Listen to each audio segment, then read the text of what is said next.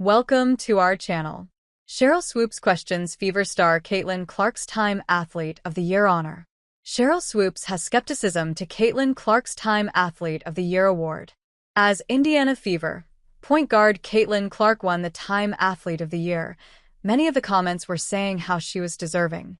However, WNBA Hall of Famer Sheryl Swoopes remained skeptical. She wasn't questioning that Clark won the award, but how and why she was selected.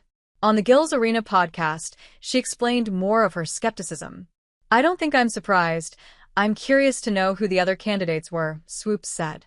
But the fact that that's the very first WNBA player to ever win Time Magazine Athlete of the Year is pretty special. "My question is the criteria.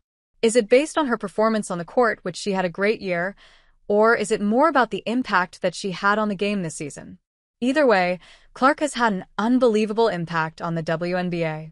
Increased viewership and breaking rookie and regular season records are only glimpses of her productivity. Not to mention, the Fever had 37 of their 40 games on national television. Although players like Aaliyah Boston and Kelsey Mitchell were phenomenal in their own right, Clark's impact transcended anything before. Sheryl Swoopes' comments aren't the first for the Fever or Caitlin Clark.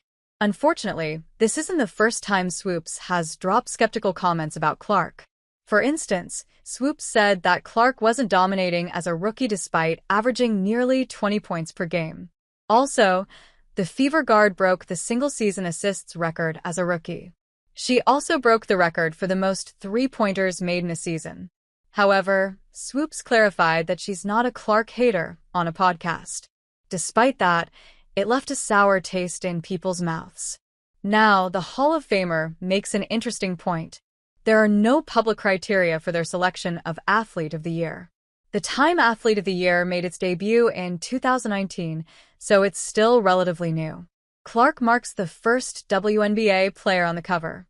With players like Aya Wilson and Breanna Stewart in the league, it raises some questions. Some could think she was picked because of her race. Clark dismissed that rumor in the Time magazine article. "A lot of those players in the league that have been good have been black players," Clark said. "This league has kind of been built on them. The more we can appreciate that, highlight that, talk about that, and then continue to have brands and companies invest in those players that have made this league incredible.